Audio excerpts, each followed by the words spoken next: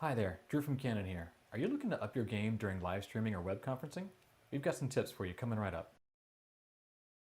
What we thought we would do today is give you a few tips on how to take your web conferencing, your vlogging, maybe live streaming or even gaming situation, take your imaging up another level. To do this, you'll need a few things: a camera, a video capture device, and a video or web conferencing software. But why would we want to do this? Well, right now you can see I'm using the built-in camera on my laptop.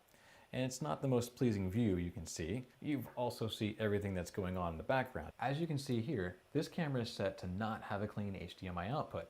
You can see all the text, exposure information, and autofocus brackets around my face, which is great when I'm taking pictures and filming video, but not so good when I'm live streaming. Next, we're gonna need a video capture card. This camera is outputting through the HDMI, but we have to put that signal into our computer somehow. The video capture card that's easily found online can convert that signal from HDMI to USB. Now let's see how the camera looks with the HDMI out to the video capture card. You can see right now that there is no autofocus information or exposure information on the screen. That's because it's a clean HDMI signal going to the video capture card. You'll also notice a few other things about the image. One, it's a nice, soft, clean background. You'll notice that the background is blurred out. We're using the EOS RP, a full-frame imaging sensor here, with a 35mm f1.8 lens. Now, because we're shooting it with this camera, we can shoot a manual setting, and we can choose that f1.8, and it blurs out the background. You'll also notice that the camera will track my focus as I move. This is because we have eye and face detection running on the camera as well, something a built-in camera can't do. Now let's see how this camera looks when we go to our web conferencing software. You'll notice here that the camera is set up by default for the onboard camera, the FaceTime HD camera. By clicking the drop down and choosing the CamLink 4K, that's the video capture device. Click on that, and now we have our camera that we have, our Canon camera, all set for a webcast and live streaming.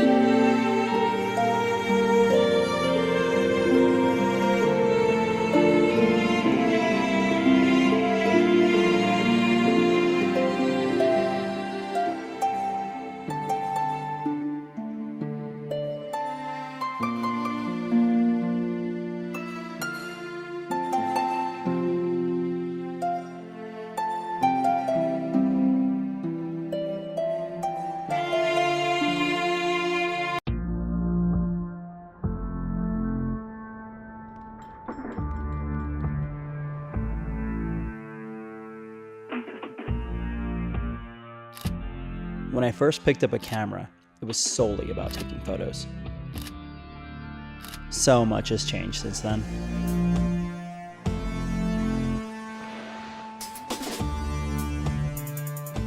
Yet somehow, not much has. I'm still heavily drawn to the road. In hot pursuit of the next adventure with my close friends. It's that loose whatever the day brings type of an agenda, the kind I can't get enough of. All that action is polarized by solitary moments, chasing wildlife, documenting the subtleties and beauties of nature. You got the shot now.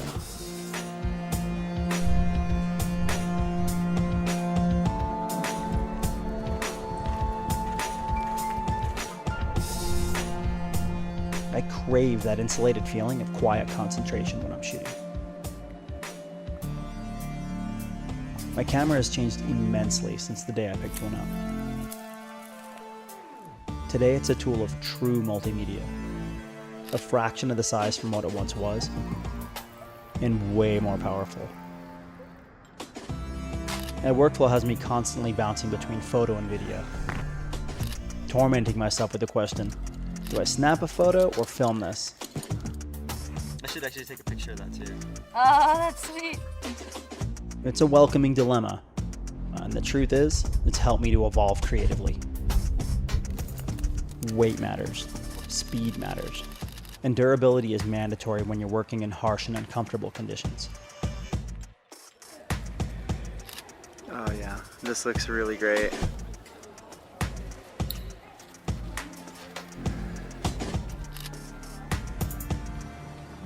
I go to great lengths to get on location, and my camera needs to endure every one of these elements. That's where the Z6 steps in. The last thing I can afford to do is miss a moment. I have a soft spot for nostalgia. It's ultimately what drew me to the camera in the first place. To take those fleeting moments with me along the ride. To relive them and share them with others later.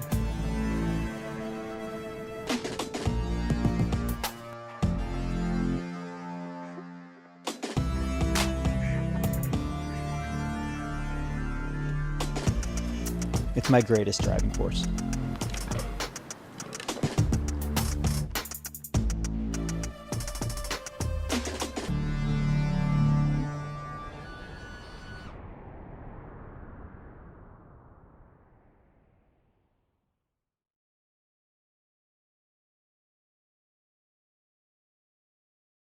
In this video, we've come to southern Spain, to the town of Sevilla, to meet action sports photographer Fernando Marmolejo. Over the course of a few days, we'll be shooting some of Fernando's favourite sports, with the most advanced Micro Four Thirds camera ever made, the Olympus OMD EM1X.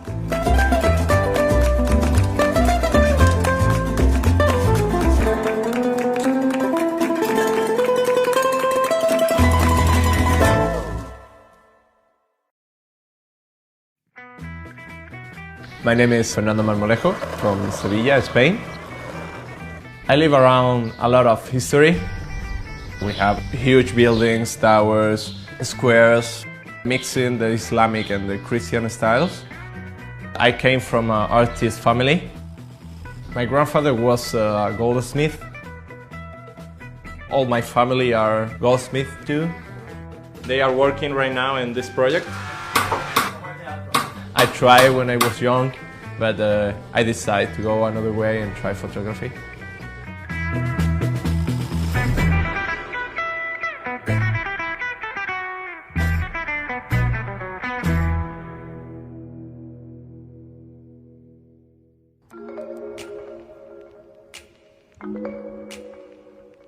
I've been shooting with Olympus 2 years, I think. For me, it was like work with a camera from the future.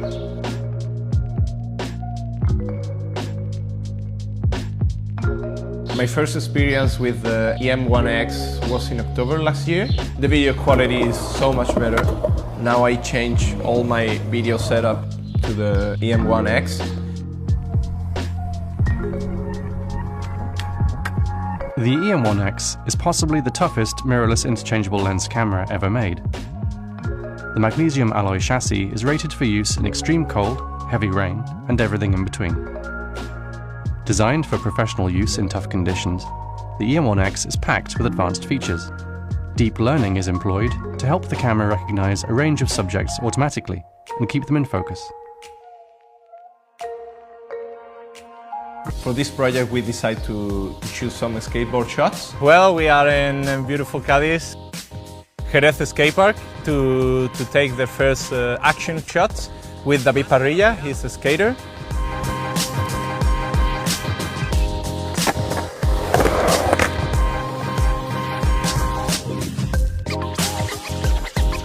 I'm trying to choose the good flash for this situation. I can shoot probably 6400 speed because I need to freeze the action. I will put the most powerful one for the front and just another one for a little light behind me. I choose where I'm putting the camera and then I autofocus the exactly place where the rider are doing the trick. I put the camera in manual, so I got the focus. I don't really move more. For this picture, I will use the fisheye. I want a high curve in the top of the picture. Porque este sabe combatir la calor bien. Uf, David.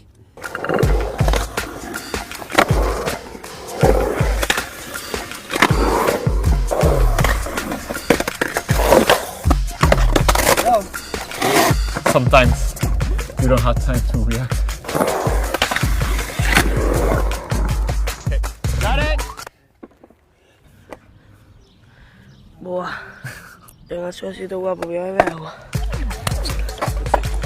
For an action sport photographer, it's really important to know the whole sport. The kickflip is when you hit the board and the board spins 360 degrees and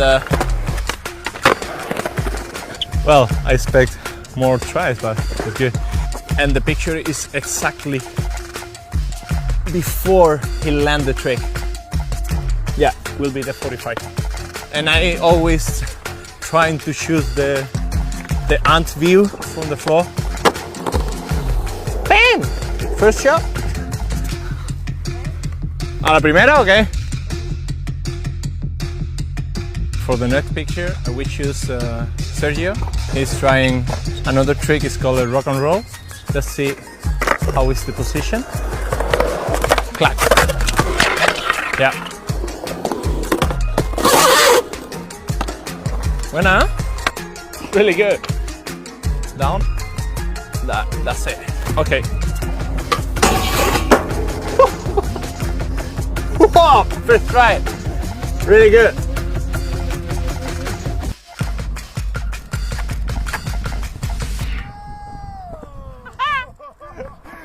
We got it, man. The skate was really good for us, but well, I felt that I need more sounds, more explosions, more action, and that's why I choose motocross with a friend of mine, Antonio Villegas. Okay, works. I really love the velocity, and Antonio gives me a lot of tension. This is Jairo, he's a friend of mine. Hi, hello, how are you? He's coming with me to take some pictures. Well, we were checking the sun and we decided to make the first curve because the sun is hitting the perfect place right now. For this shot, I will use the 40-150. In motocross, you never know exactly where is the place because every single lap are different. Pues vamos y hacemos una primera.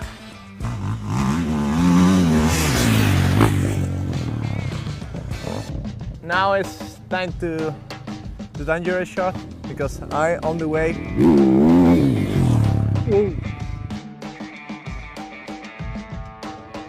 Una más. That's it. We are trying to see what happened in that corner because I want a panning shot. That's it. Yes. ¿Vamos a tirarle?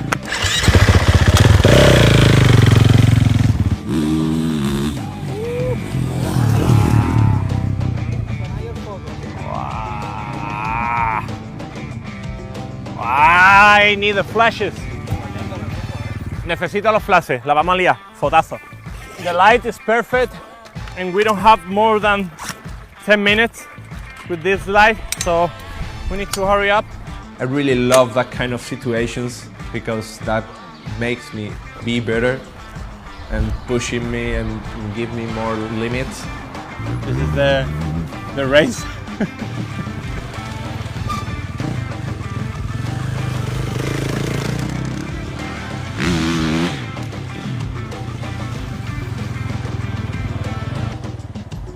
Dale, dale, dale, tú, no pare, no pare.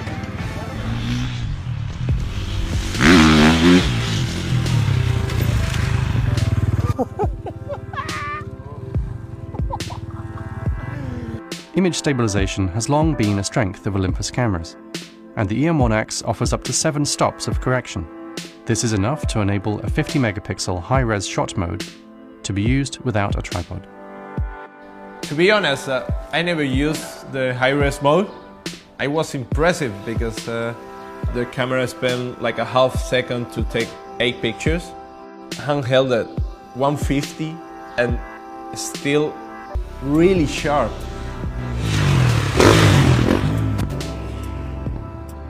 I think that the EM1X is perfect for dynamic situations, tense situations and risky situations with dust, water, mud. And I can be now like focused 100% in my work because I know that nothing happens in the camera. For more information on the Olympus OMD EM1X, visit dpreview.com. Aloha! Today we are in Hawaii with adventure photographer Max Lowe and his friend, local voyager Austin Kino. For this project, we brought the Panasonic LUMIX DC-S1R. Join us as we journey around the beautiful island of Oahu in the heart of the Pacific Ocean. Oh, God.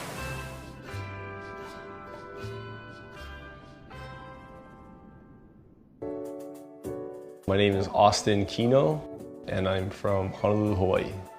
I'm an ocean person, and I'm an educator. My name's Max Lowe. I'm a photographer and director.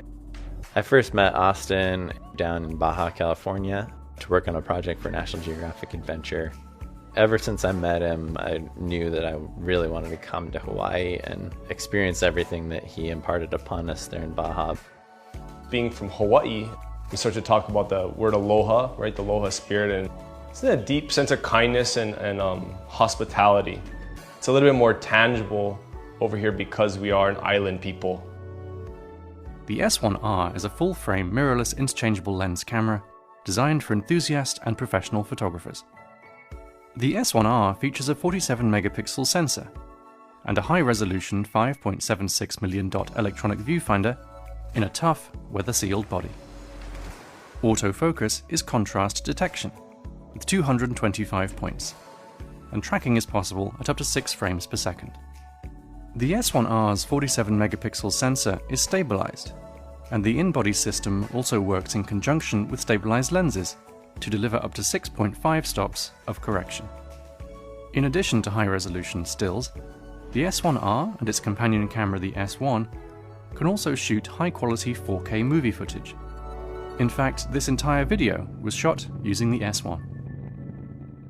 We all grew up surfing and diving, canoe paddling, but I really was interested in voyaging.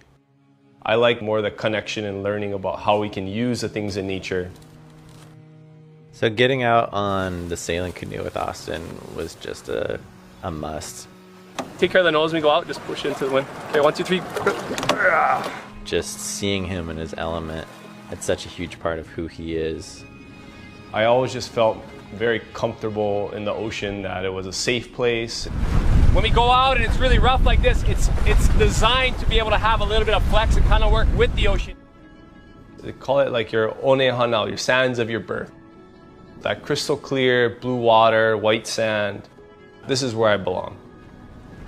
When you're in these new environments, it can sometimes be scary, and especially moving out through these giant tidal zones where there's big waves crashing, Austin like is so sure of what he's doing.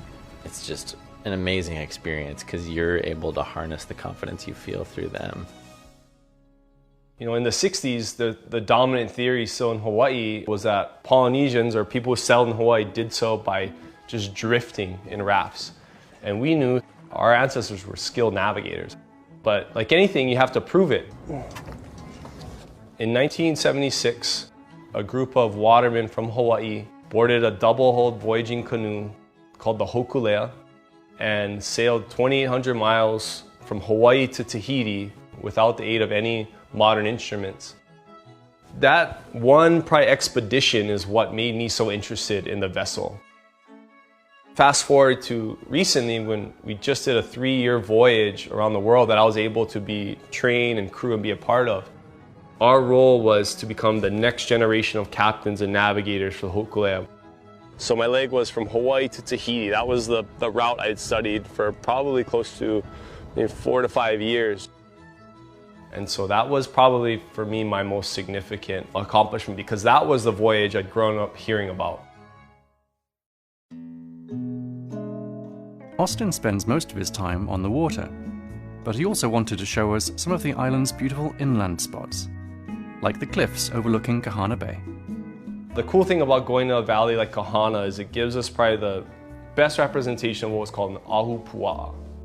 And ahupua'a, simply put, is a land division that marked from Mauka in the mountains to Makai in the ocean. Everyone that lived in the valley understood that they had that shared resource responsibility, that whatever you do in the upland is going to affect the people that live by the ocean.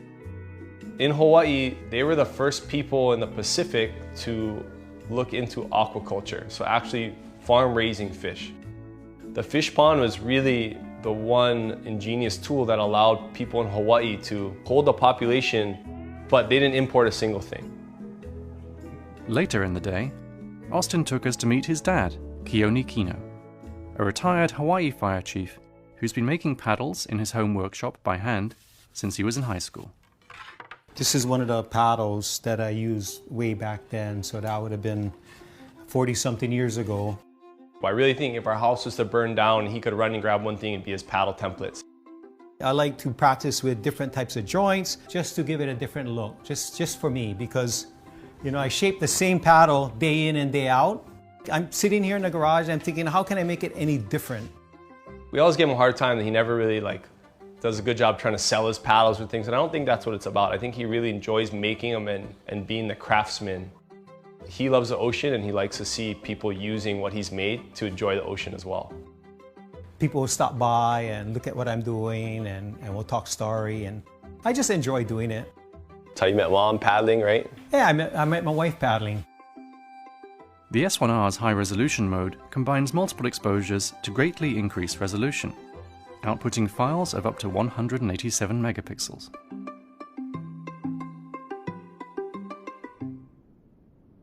Then we were able to actually get out and put some of these paddles that his dad had made to use canoeing out on the bay in front of their house. Shooting from this little chase boat, you just feel this raw power of the sea.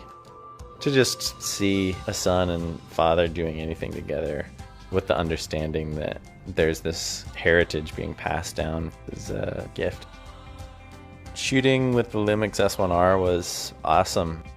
I shot on 4 different lenses. The run and gun 24-105 f4, the Leica 16-35, which was an awesome wide angle, 50-1.4, an incredible portrait lens, super sharp, 70-200 f4, sharp and fairly light still. I think I learn more about Hawaii when I leave it.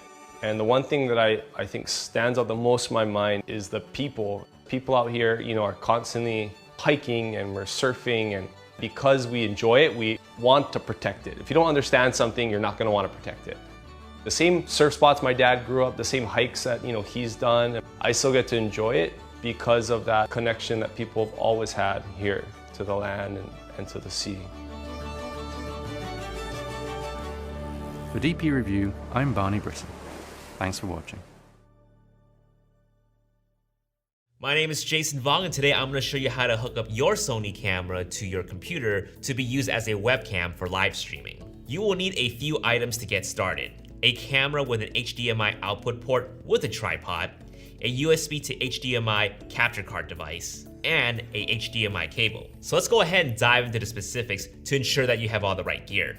Just about every Sony camera, including the Alpha and the RX series, have a micro HDMI output port. But just to be absolutely sure, I highly recommend looking up the camera model and finding out what size is the HDMI. It will be either full, mini, or micro. And believe it or not, there's a huge difference between a mini HDMI and a micro HDMI. I personally use the Alpha 7R Mark IV and the Alpha 7 Mark III, and both use a micro HDMI connection. Next up, ensure that you're buying a USB to HDMI capture card device and not simply a USB to HDMI adapter. The capture card device is what allows the feed of your camera to be sent to your PC or Mac. There are several good options out there, such as the Elgato Camlink 4K and the Aver Media Live Gamer Portable 2 Plus. Personally, I have the Elgato Camlink, which is incredibly compact and small, which helps when I want to live stream even when I'm out of town. Now, just a quick heads up, if you're using a Mac with only Thunderbolt 3 connectivity, you will need to get a Thunderbolt 3 to USB 3 adapter in order for you to connect your capture card device. Lastly, the HDMI cable. The capture card device will likely take a full-size HDMI, but on the other end of that cable has to match the size that your camera takes. In my case, I will need a full HDMI to micro HDMI cable for my A7R Mark IV and my Camlink. Simply connect them all together, and any software that can recognize a camera connection will list your capture card device as an option to be used. This includes Skype, Slack, Zoom, and even Google Hangouts. You are now even ready to stream on Facebook Live and YouTube Live. Now, if you do see your camera menu items being displayed while you're connected to your computer, simply head to the menu, find HDMI settings, info display, and turn it off. This is what's known as a clean HDMI feed. Also, to ensure that you're in focus while you stream, enable face detection autofocus. Your camera should also be in movie mode, and continuous autofocus should be enabled. If face detection is not showing up for whatever reason, simply find file format in the menu and change from 4K to HD. Definitely download Open Broadcast software, commonly known as OBS. And to use this software to stream to Facebook, YouTube, or even Twitch Live, simply copy the stream key from those platforms to OBS and start broadcast. And that's it. Hopefully this has helped you out, and have fun on your live stream.